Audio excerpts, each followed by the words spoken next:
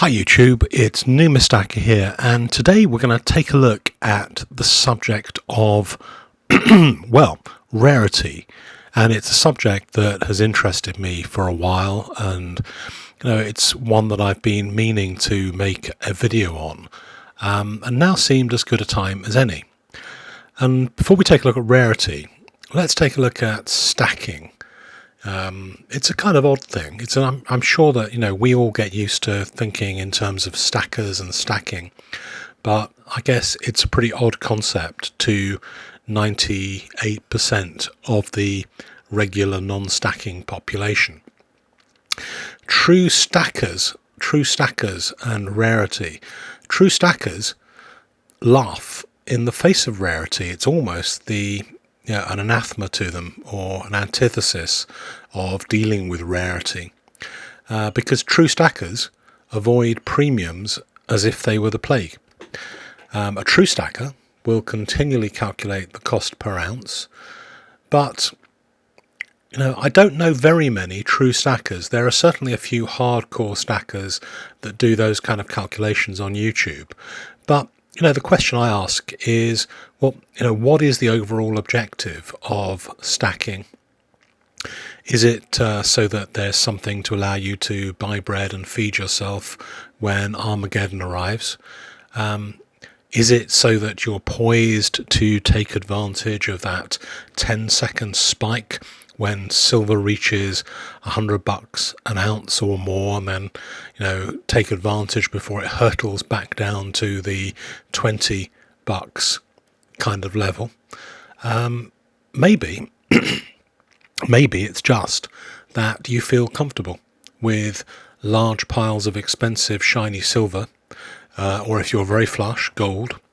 Maybe in this world of change, precious metals just give an element of comfort, the comfort of possessing something with a history and value that stretches back thousands of years. So stacking, I kind of call myself a semi-stacker. I'm not really into stacking. I'm not really into monitoring the cost per ounce. I buy things that I like, and I buy things that I think have a potential for an upside, and I buy things that have a good story. So putting me to one side, let's take a look at the concept of rarity and what rarity means, since a lot of the things that we do in the stacking and collecting world are based on rarity. There are really so many questions to ask about rarity. Does low mintage or no availability in the market always mean high value? What stars need to appear in the sky to ensure values are raised? Can a mass-produced item ever be rare, given that it can always be made again on a machine? Maybe a little bit like the Perth Lunar 1 kilo coins. Or, to be honest, the Libertad golds that were minted again even after the year end. Is ultra low mintage always the same as valuable? Can a silver eagle ever be rare, even in MS70? Let's look at a few of the reasons why coins might be considered to be rare and what arises. They can be rare due to mintage. So a lot of the early proofs, for example, Lunar 1 proofs, they hardly produced any of them. They weren't really marketed very effectively. They were pretty slow sellers, and they only turned up as desirable coins later on when people were trying to fill in sets. But obviously, during the time they were being issued, they weren't necessarily incredibly desirable. Some coins are produced in, for example, silver, gold and platinum, like at the Royal Mint, and the silver ones there are thousands of. Some of the gold ones, there can be as little as 200 or 300 minted. Some of the platinum ones can maybe be as little as 50 to 80 coins. So those coins become rare because there are hardly any of them in the market. Let's look at another example. Coins can be rare due to being melted. for example, sovereigns and other gold coins in the period of the First World War, there was millions of common sovereigns melted and reused for other coinage, or for example to pay war debts. I remember reading that the Americans were given millions of gold sovereigns for their help at around about that time, and a lot of those got melted down and made into other things. Early gold pandas, interesting. There were quite a lot of thousands and thousands of the early gold pandas, even the ones with fairly low mintage. But at some stage, nobody really wanted gold pandas. They had bags of them they didn't know what to do with, and so a lot of them were melted down. Then there were other instances like the later years of double eagles and a lot of the American gold coins. Look at 1933 double eagle. About 440,000 were minted, and about 6 remain by accident.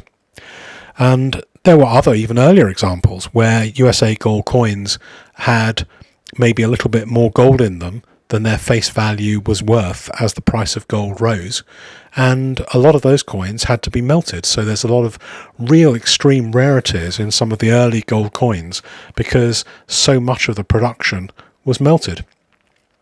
Then you have instances which are about condition rarity, so things which were fairly common. There may have been large numbers minted, but perhaps they were heavily circulated and heavily used at the time.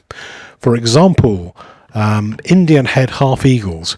So in Boolean grades, it's a coin that's worth maybe a little bit over $300 up to $400. But in MS65, it's worth over $15,000.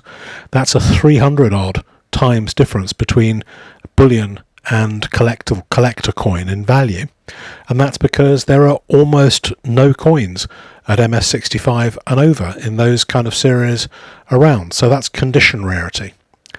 Then you've got another type of rarity, which is absolute rarity, and those are cases where the coin, the mintage of the coin was very, very low, and the survival rates are very, very low. So in any condition, those coins are extremely rare. And in a way, that's a much more kind of absolute and trustworthy form of rarity. An example is the 1869 half eagle. Only 1,760 were produced. The survival rates are thought to be 2 to 3%. So maybe there are only 35 to 50 of those pieces known to exist, and a lot of those are problems. So the few that do exist are extremely valuable. Then you've got another type of rarity, which is really a kind of contrived rarity. I call it the limited release rarity. So this is the plague of a lot of modern sets, and as has been discussed on a number of occasions, a lot of the mints are going overboard. The Royal Mint is guilty of that, the Canadian Mint is guilty of that, the American Mint is guilty of that to some extent. But, where limited edition coins are produced just for the collector's market and for no other reason. But let's be honest, most coins over the last 100 years kind of fall into this category, and there are very few exceptions. These coins can be impossibly rare, but their rarity was contrived by a mint and planned to be that way. Sometimes coins were produced like this, and sometimes it just happened that way for various reasons. But a lot of the time, the ones that are contrived limited edition, they're probably worth staying away from, because they will be subject to fashion, and even if their value goes up in the short term, then in the long term their value might go down. And it'll be interesting to see what happens to the Centennial Gold of 2016 and how it performs in the market. Another type of rarity is what I call the VIP release rarity. So this is maybe coins that were never really intended to reach the hands of the general public. They were minted for special circumstances. Maybe the designs are unique. Maybe there was a special mint mark on the coins, or some other differentiation. They may be Piedfort versions of regular coins. They may be coins that were circulated but are minted in a different type of material, maybe gold or platinum. Or maybe they were minted specially for people who deserved them in some way, like the UK's Maundy money. Things like the Bank Employees Libertad set of 2015 is a good example of one of those. It's not quite VIP, but it was minted for a particular audience, and the ones that have come back into the market are only as a result of people in that audience selling them, so they're rarely available, although there seem to be quite a few that have come back onto the market. Having said that, there's a lot of early Chinese coins that were VIP only, and even in the UK there have been a number of VIP proof sets which were really never designed for buying. They were presented to VIPs and dignitaries at special occasions, and of course some of those have come back onto the market over the years. Sometimes something is rare because it is a giveaway, maybe with a more valuable product. Sometimes special product is given to those who buy an expensive product. It doesn't happen too many times, but a great case in point is the 1995 W Silver Eagle. This was given away with a set of gold coins, or you had a certificate which would let you get, if you wanted one of these silver coins at the time. Some people wanted it, some people didn't want it. How much is this coin now? Well, typically $20,000 to $30,000 or so, just for that, just for 1 ounce of silver. Then you get rarity caused by kind of failure, like or something was expensive when it was released, or high taxation. So things like some of the Platinum Britannias had a 20% premium when they were released. They sold poorly as a result of it. My 2008 quarter proof is a great example of this. 150 were sold only, making it very rare. Does that make it valuable? Well, potentially, but there are few Platinum collectors and fewer Platinum Britannia collectors, so it's not really easy with some of these very low volume coins to actually gauge its true worth. The final part of this little kind of, well, it's turning into more of a podcast to some extent, but the final part of this is to talk about things that are currently about and whether they are rare and whether they might become valuable, and just to look at some examples from my little collection. Libertads. There is a lot of interest in Libertads at the moment. People are building collections of silver Libertads. There are collections of gold Libertads.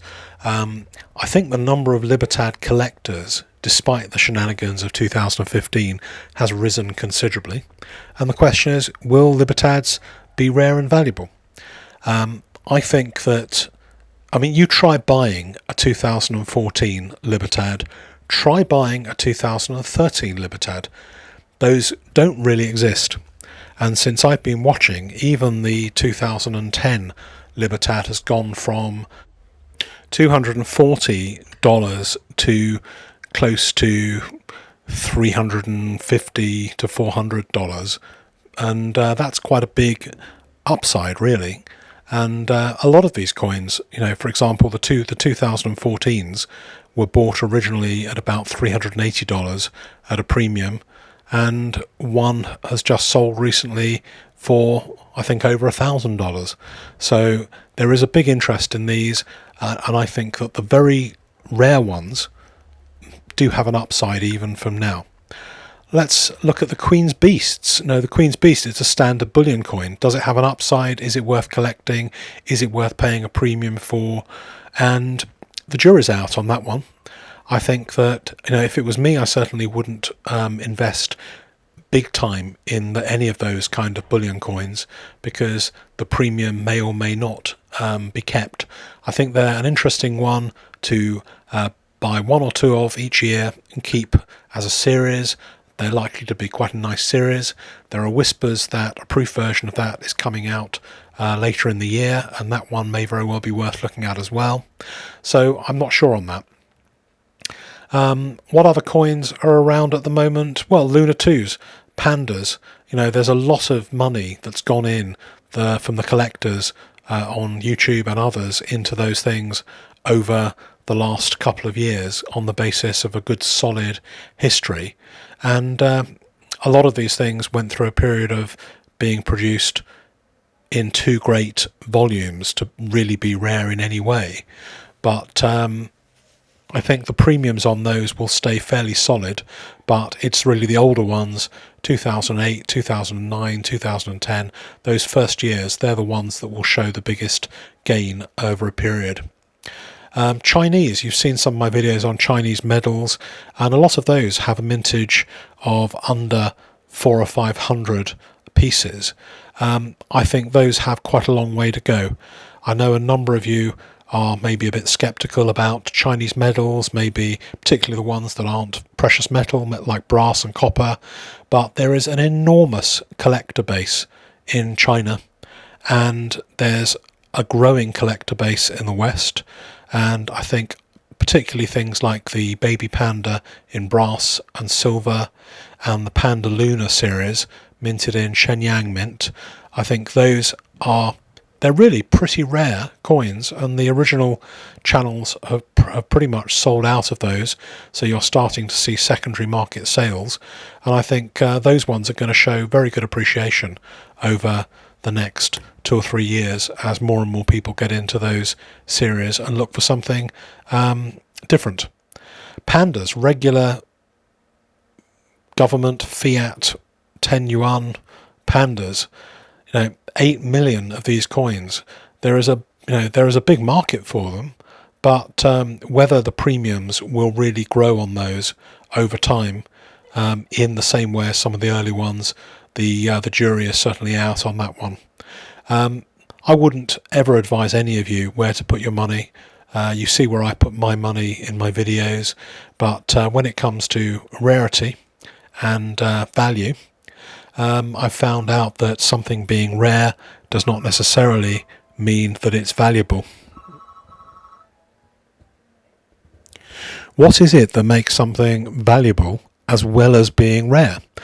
And for me, I think that's down to the crowd imagination and the type of stories that are around, because I think that people buy into stories as much as they buy into the physical object, and I think that if the crowd wisdom in the community out there decides that something is worthy, then over a period of time that holds its value and becomes rare and valuable. So you might assume from that it's about fashion. So and it is to some extent about fashion, and money prices can go down as well as up, and that's why diversification is very important. So for me, I try and buy things that will become rare and valuable, and I try and make them more rare and valuable through slabbing and getting good grades and stuff like that. But I also have one eye on fashion and diversification, and that's also really important to me. So there you have it, my thoughts, a little bit rambling on value and price and mintages and rarity, and it kind of reminds me to some extent of when my kids were growing up and they were buying Yu-Gi-Oh cards, and and they were either ultra rare or super ultra rare or impossibly rare and all this kind of stuff. And I don't think coins are quite in the same totally contrived market as that, but fashion kind of killed the Yu-Gi-Oh card, and I think you do need to make sure that you have your feet planted firmly on the ground when it comes to investing hard-earned cash in coins. And maybe the pure stackers have got it right, and maybe they haven't, but for me, a little bit of cash in pure stacking, a little bit in numismatics, a little bit in gold, a little bit in silver, a little bit in semi-numismatic, and a little bit in growing markets like China, and that's my strategy. And tell me in response to this video and this podcast what your strategy is, and whether you think mine is sound or whether you think I'm going to get caught out at some stage.